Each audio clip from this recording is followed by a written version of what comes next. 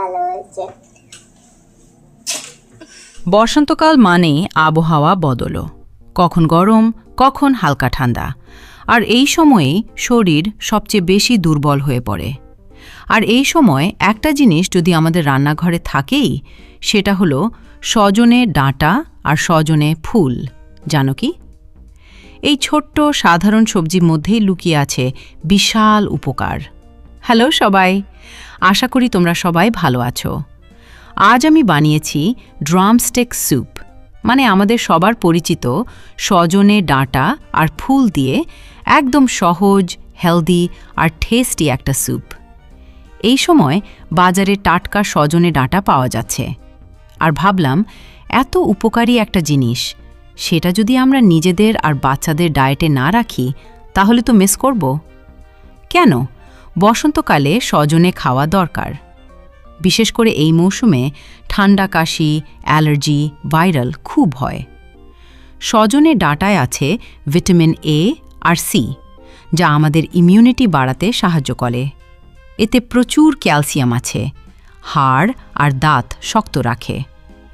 বাচ্চাদের গ্রোথের সময় এটা খুবই দরকার। আয়রন আছে, যারা দুর্বল লাগে বা রক্তের ঘাটতি আছে তাদের জন্য খুব উপকারী। আর হজমের জন্য তো অসাধারণ। যেসব বাচ্চা খেতে চায় না, খিদে কম, তাদের জন্য ধীরে ধীরে খিদে বাড়াতে সাহায্য করে। সবচেয়ে বড় কথা, এটা একদম ন্যাচারাল কোনো সাপ্লিমেন্ট না, কোনো কেমিক্যাল না, একদম ঘরোয়া পুষ্টি। এবার বলি কিভাবে আমি বানালাম। সবচেয়ে ভালো ব্যাপার হলো, এটা বানানো ভীষণ সহজ। আমি মাত্র 10 মিনিটের মধ্যেই বানিয়ে নিয়েছি। প্রথমেই সজনে ডাঁটা ভালো করে ধুয়ে নিলাম।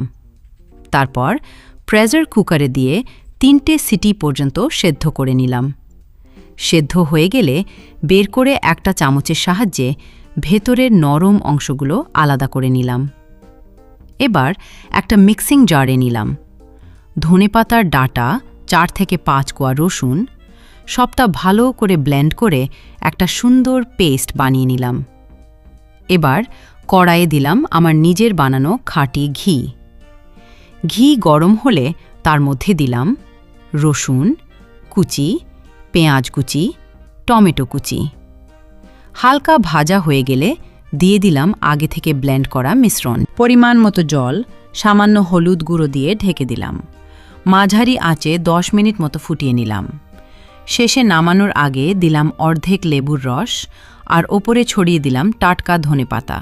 ব্যাস তৈরি একদম হেলদি, ইমিউনিটি বাড়ানো সজনে ডাঁটার স্যুপ।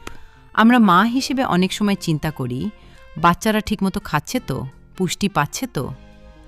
আমার বাচ্চাও সবসময় খেতে চায় না, কিন্তু এই ধরনের স্যুপ দিলে ধীরে ধীরে অভ্যাস হয়ে যায়। বসন্তকালে শরীর ভালো রাখতে নিজেরাও খাই, আর বাচ্চাদেরকেও অবশ্যই খাওয়াই, কারণ সুস্থ শরীরই তো সবচেয়ে বড় সম্পদ।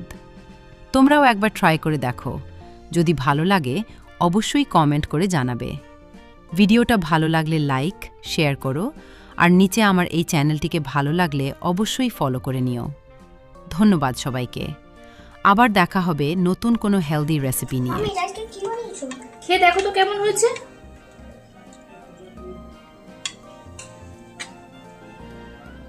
কেমন হয়েছে? খুব ভালো হয়েছে। জানো আজকে আমার মাম্মাম কি বানিয়েছে? জানো না তো? ড্রামস্টিক স্যুপ বানিয়েছে। তো এই ড্রামস্টিক স্যুপটা তোমরাও একবার বাড়িতে ট্রাই করো। ওইটা আমাদের শরীরের জন্য খুব উপকার করে এবং খুব টেস্টি হয়।